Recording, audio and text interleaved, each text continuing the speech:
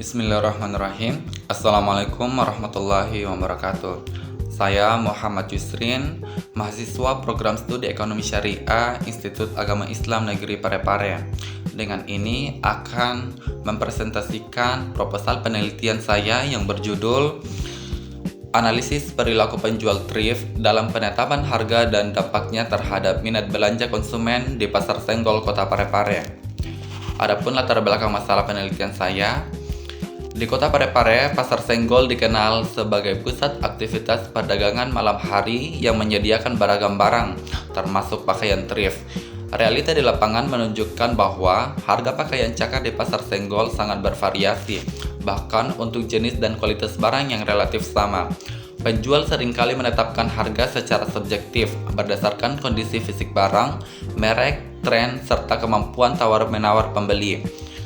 Mekanisme ini mencerminkan karakter pasar tradisional yang mengandalkan interaksi sosial dan negosiasi langsung. Namun, belum banyak kajian yang mengkaji perilaku penjual sebagai aktor utama dalam pembentukan harga serta bagaimana strategi tersebut memengaruhi minat belanja konsumen secara kontekstual. Adapun rumusan masalah, yang pertama, bagaimana perilaku penjual thrift dalam menetapkan harga di Pasar Senggol Kota Parepare. Kedua, bagaimana persepsi konsumen terhadap penetapan harga yang dilakukan penjual thrift di Pasar Senggol Kota Parepare. Selanjutnya, tujuan penelitian. Yang pertama, menganalisis perilaku penjual thrift dalam menetapkan harga di Pasar Senggol Kota Parepare.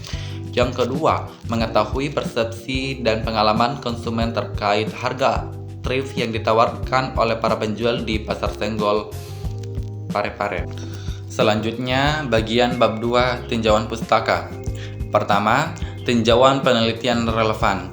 Penelitian yang dilakukan oleh Hardiansyah tahun 2021 dengan judul Mekanisme Penetapan Harga Pakaian Bekas di Pasar Senggol Kota Parepare, Analisis Ekonomi Syariah, membahas bagaimana proses penentuan harga pakaian bekas dilakukan oleh para penjual di Pasar Senggol Kota Parepare.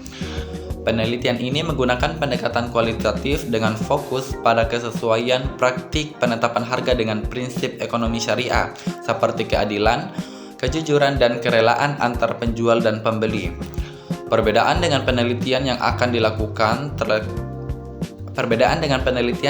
saya lakukan terletak pada fokus kajian. Penelitian Hardiansyah lebih menitik beratkan pada mekanisme harga dan kesesuaiannya dengan prinsip syariah. Sementara penelitian ini secara khusus mengkaji perilaku penjual thrift sebagai aktor utama, termasuk cara berpikir, strategi, dan pertimbangan subjektif penjual dalam menetapkan harga, serta dampaknya terhadap minat belanja konsumen. Selanjutnya, landasan teori, yaitu teori perilaku penjual, teori penetapan harga, teori minat belanja konsumen, dan hubungan perilaku penjual, penetapan harga, dan minat belanja konsumen. Bagian selanjutnya, kerangka konseptual. Kerangka konseptual merupakan gambaran sistematis mengenai hubungan antar konsep atau variabel yang digunakan dalam penelitian. Selanjutnya, bagian bab 3, metode penelitian. Yang pertama, pendekatan dan jenis penelitian. Penelitian ini menggunakan jenis penelitian kualitatif dengan pendekatan deskriptif. Lokasi penelitian ini dilakukan di Pasar Senggol Kota Parepare. Waktu penelitian ini direncanakan berlangsung selama kurang lebih 2 bulan, meliputi tahap observasi awal, pengumpulan data, analisis data, dan penyusunan laporan penelitian. Selanjutnya, fokus penelitian. Fokus penelitian ini diarahkan pada perilaku penjual thrift dalam penetapan harga serta dampaknya terhadap minat belanja konsumen di Pasar Senggol Kota Parepare. Bagian selanjutnya, jenis dan sumber data, yaitu data primer dan data sekunder. Teknik pengumpulan data, yaitu observasi atau pengamatan, teknik wawancara, dan dokumentasi. Selanjutnya, uji keabsahan data. Uji keabsahan data mencakup beberapa aspek utama, yakni credibility, transferability, dan dependability, dan triangulasi.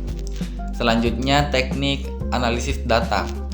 Aktivitas dalam menganalisis data kualitatif yaitu reduksi data, teknik penyajian data, dan selanjutnya kesimpulan.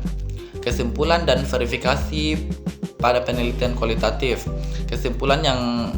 Kesimpulan awal yang diambil masih bersifat sementara sehingga dapat berubah setiap saat, kecuali kesimpulan tersebut didukung oleh bukti-bukti yang sahih atau konsisten. Demikian pemaparan proposal penelitian saya. Kurang lebihnya mohon dimaafkan. Assalamualaikum warahmatullahi wabarakatuh.